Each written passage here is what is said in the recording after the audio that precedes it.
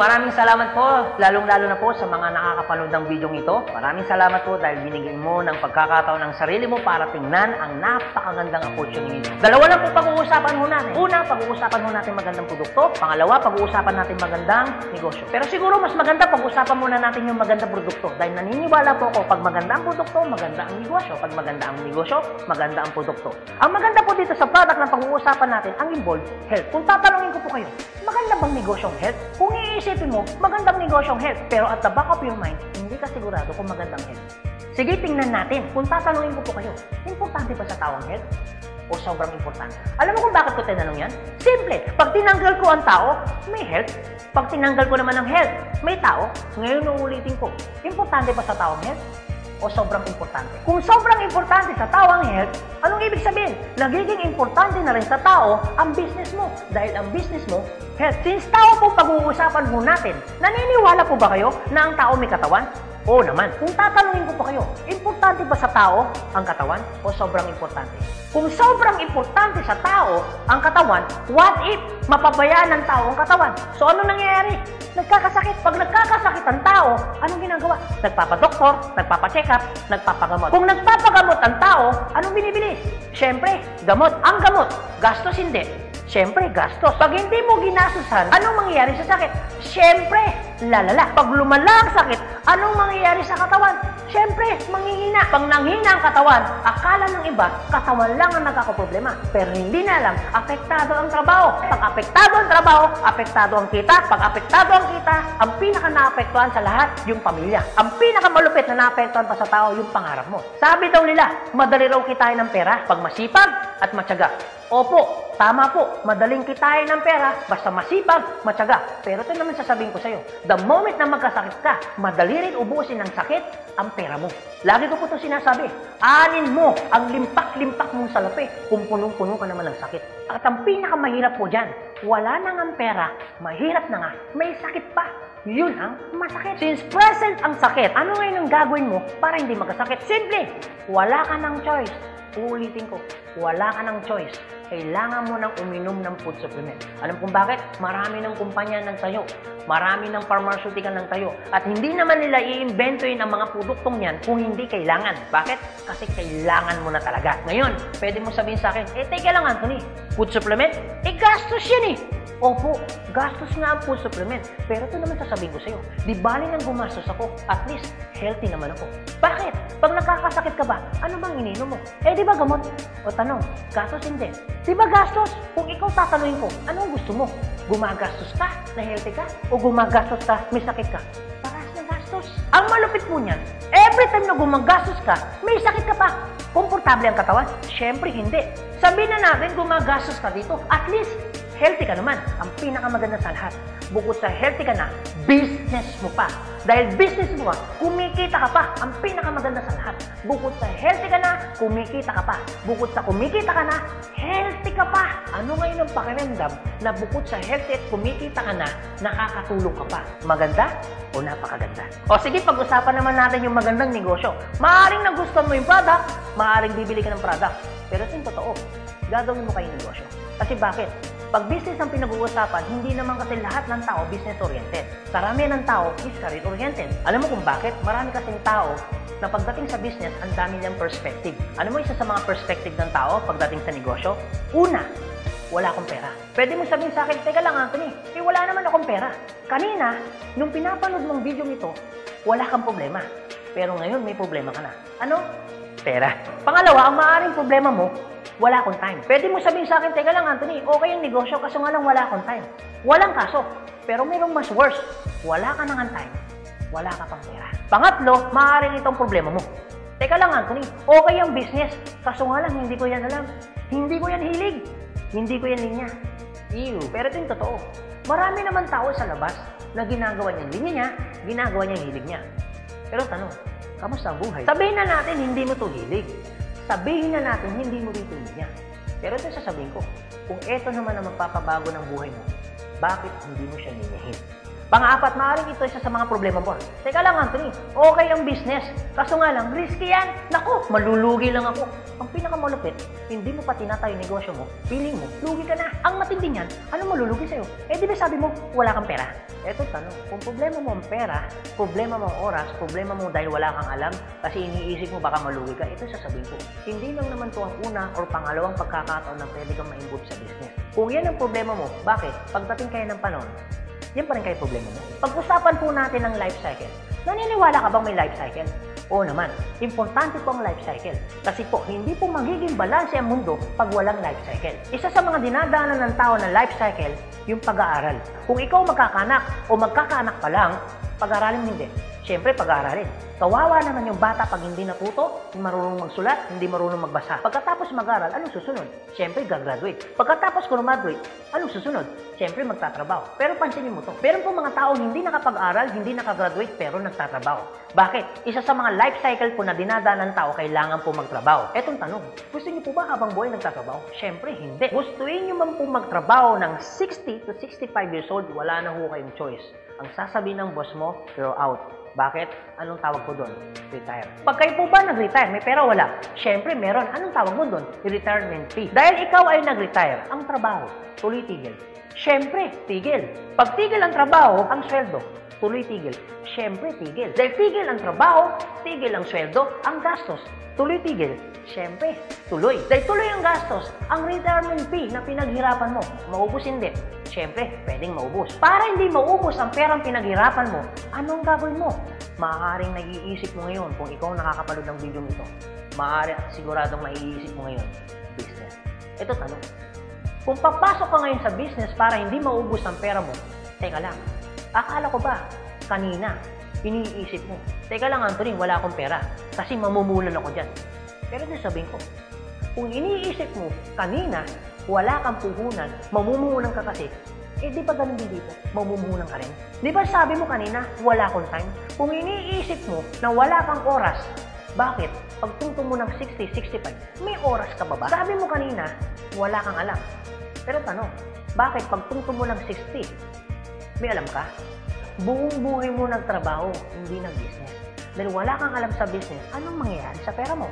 Siyempre, mauubos. Anong sense, nagtrabaho mo ng buong buhay mo, papasok ka sa business, dahil wala kang alam sa business, ang perang pinaghirapan mo, mauubos lang. Kaya marami pong mga tao nagre-retire, pumapasok sa business, still broke pa rin. Alam kung bakit? Kasi wala silang alam sa business. Kung ikaw ang nakakapanood ng video nito, huwag po kayo mag-alala. Kasi bakit? Later pa naman yan. Pero kung tatanungin kita, kung papasok ka lang naman pala sa business, anong gusto mo? Ngayon o later? Alam mo kung bakit ngayon? Simple. Pag ngayon mo ba inaral ang business, ngayon ka nag-decision mag-business, ngayon mo ginawa ang business, ngayon mo matututunan? Yes. Ngayon ka rin kikita? Yes. Pero pag later ka nag-decision mag-business, later mo ginawa ang mag-business, later kang pumasok mag-business, later mo inaral ang business, later mo matututunan? Yes. Later ka rin kikita? Yes. Kung papasok ka sa business, anong gusto mo? Ngayon o later? O sige Anthony, nagustuhan ko yung magandang negosyo, nagustuhan ko rin yung magandang produkto. Pero ito tanong, paano ko siya umpisan? Anong gagawin ko? Paano ako magiging membro ng AIM Global? Ganito po kasi yan. Una po, kailangan nyo pong bumili ng global package. Tanong, magkano naman ang global package? Ang global package po ay 7,980 pesos. Pero teka lang Anthony, mukhang yata ang laki. Opo, malaki po siya kung gastos. Malaki din po siya kung wala kang pera. Pero teka lang, kung negosyo ang pag-uusapan natin, 7,980, malaki o maliit? Alam niyo po, sobrang liit lang po niyan. Maaari pong malaki po ang 7,980 pesos kung hindi mo makikita yung value ng pera mo. So kung gusto ko po mangyari, ipakita ko po sa inyo kung anong value ng 7,980 pesos mo. Una, magkakaroon ka ng product na worth 6,000 pesos. Pangalawa, magkakaroon po kayo ng insurance. Meron po kami tinatawag na personal accident insurance na 200,000, unprovoked murder and assault na 50,000 pesos, 10,000 pesos medical reimbursement. Hindi lang yan, meron pa kami tinatawag na burial assistance na 10,000 pesos. Pangatlo, magkakaroon ka pa ng discount from 25% up to 50%. lifetime discount. Pang-apat, magkakaroon ka naman ng business kit, brochure, CD na kung saan magagamit mo sa pagninegosyo mo. Pang-lima, magkakaroon po kayo ng tinatawag mo namin free medical check-up. CBC, urinalysis, fecalysis, chest x-ray, dental, lahat ng yan kasama po doon sa free medical check-up. Pang-ani, magkakaroon po kayo ng ATM, BDO at China Trust. I suggest po, kung ikaw ngayon ay nasa abroad, mas maganda pong kunin ninyo ang China Trust. Alam kung bakit? This is an international debit card na kung saan po mawi-withdraw ninyo ang pera ninyo na kahit saang bansa. Kung hindi naman kayo mag-abroad, pwede po kayong kumuha ng BDO. At hindi lang yan, pang-pito, magkakaroon po kayo ng tinatawag ho namin web page. So ano pong advantage ng web page ho natin? Magkakaroon ho kayo ng DTC, Distributor Tracking Center, na kung saan mamomonitor nyo lahat ng transaction na nangyayari po sa business ninyo. At hindi lang yan, ang pinakamaganda, yung pang-walo. Meron po kami tinatawag na scholarship program. So, ibig sabihin, pag naging member ka ng AIM Global, automatic bibigyan ho namin kayo ng scholarship certificate. So, ang maganda po doon, sa scholarship po natin, transferable. Ibig sabihin, kung ikaw yung member, siya hindi member, kahit hindi mo kakilala, pwede niyo po itong i-transfer. At hindi lang ho yan. Ang maganda po sa scholarship po natin, ito po ay wala pong expiration. Kung ngayon ka ng member, bukas o bukas makalawa o 2 to 3 years from now, saka mo palang ginamit yung scholarship po namin o yung certificate po namin, hindi po siya may expire. Pwede nyo pa rin siyang gamitin. Ang maganda po dun sa scholarship certificate po namin, wala ho tayong quota. No hidden agenda. Na pag yung bata po in-enroll mo na, hindi ho kayo obligado na gawin yung negosyo. Nasa sa inyo na lang po kung gagawin yung negosyo, hindi. Basta yung anak niyo po, tuloy-tuloy po yan sa pag-aaral. So, wala ho tayong hidden agenda, no quota. Kahit hindi ho kayo bumili ng product, kahit hindi ho kayo mag-imbita ng tao, kahit hindi nyo po ito gawin. No obligation, no commitment. No hidden agenda. Yan po yung kabuuan ng global package ho natin doon sa perang binitawan mo na 7,980 pesos. Ang tanong, maganda po ba o napakaganda? Sulit o sulit na sulit? Okay, sige, ganito Anthony. Nagustuhan ko yung magandang negosyo. Nagustuhan ko rin yung magandang produkto. Sige, magjo-join na ako. Eto tanong, kung ako pa papasok na ngayon, gagawin ko na yung negosyo, paano naman ako kikita? Ganito po yan. Una, kikita po kayo sa tinatawag naming retailing. Sa retailing naman po, from 25% up to 50%, kikita ka. Kung hilig mong magbenta, aba, bagay na bagay ka dito. Kung hindi ka naman mahilig magbenta, wala din pong kaso. Pangalawa, eto po maganda. Meron po kami tinatawag na binary income. Sa binary income, dalawa pwede nyo pong pagkakitaan. Una, pwede ko kayong kumita sa tinatawag namin direct referral bonus. Magkano direct referral bonus? 500 pesos. At pangalawa, pwede naman kayo kumita sa tinatawag namin match sales bonus o madalas ang tawag ho namin dyan, pairing bonus. Magkano naman ang pairing bonus? 1,500 pesos. O sige Anthony, mukhang maganda yung binary income na yan. Paano ka pa kikitain yung direct referral bonus na 500 at paano ka naman kikitain yung pairing bonus na 1,500? Okay, ganito po yan. Pag sinabi pong binary, dalawa po yan. It's either ilalagay mo sa kanan o ilalagay mo sa kaliwa. Ang trabaho mo, mag-imbita. Pag ikaw ngayon nag-imbita, at yung inimbita mo ay bumili ng global package, sabi na natin, dalawa yung inimbitahan mo. Yung isa, inimbitahan mo, nilagay mo sa kanan. Yung isa naman, inimbitahan mo, nilagay mo naman sa kaliwa. Pagbili ni A, automatic, meron kang tinatawag na direct referral. Pagbili naman ni B, automatic, may kikitain ka naman na direct referral ng 500 pesos. At hindi lang yan, meron ka pang bonus. Pag may pumasok sa kanan mo at may pumasok sa kaliwa mo, automatic, magpipair po siya. Magkano pong pairing bonus? 1,500 pesos. Basta ang usapan po, every time may papasok sa kaliwa, every time may papasok sa kanan, automatic po, pairing 1,500. Sa tingin mo ba, si A, meron din bang kaliwa? Meron din kanan? Si B, meron din bang kaliwa? Meron din bang kanan? Sa tingin mo ba, ikaw pa ba ang nag-imbita dun sa inimbita ni A and B? Siyempre, hindi na. Eto maganda. Sa labas, no work, no pay. Pero sa amin, yung taong dilala ni A at ni B, automatic, kikita ka pa rin ng pairing bonus. Magkano pairing bonus? 1,500 pesos. Ibig sabihin, dalawa yung pumasok. Magkano po yun? So, ibig sabihin, kikita ka ng 3,000 pesos. No work, pero with pay. Sa tingin niyo po, pagdating po ng panahon, yung grupo po ni A, nadami? Yung grupo naman ni B, nadami? Oo naman. So tanong, may iwasan bang lumaki? Siyempre, hindi. Eh what if, Anthony, may pumasok isa?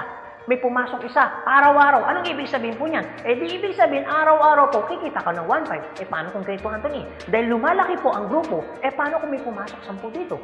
Paano kung may pumasok dito 10 dito? Anong ibig sabihin niyan? Di 10 po ng 1.5. So, magkano yung 10 ng 1.5? Di 15,000. Paano kung araw-araw yan? Di ang ibig sabihin po yan, araw-araw po yan, 15,000, 15,000. Tuloy-tuloy po yan. Ang pinakamaganda niyan, yung 15,000 po ba? Malaki maliit? Siyempre malaki. Pero hindi lang po yan. You have opportunity para kumita ng 24,000 pesos per day. Alam ko medyo nag-iisip ka. Maaaring iniisip mo na hindi ka kikita. Pero maaaring iniisip mo rin na kikita ka. Pero kung mag-isip ka ng hindi ka kikita, kung mag-iisip ka ng kikita ka, para sa ginawa mo, nag-isip ka pa rin. Pero kung mag-iisip ka lang naman, mas maganda lang pong nag-iisip ka, nakikita ka, kaysa naman nag-iisip na hindi ka kikita. Ito po masasabi ko sa inyo. Kung gusto mo ng pagbabago sa buhay, dapat may baguhin ka. Pero pag wala kang binago, walang mababago. Ang tanong, gusto mo ba ng pagbabago sa buhay? Siyempre, oo. Ang tanong, kailan mo uumpisahan ng pagbabago? So guys, maraming salamat po sa inyong lahat. God bless, and to God be the glory. See you at the top. Thank you.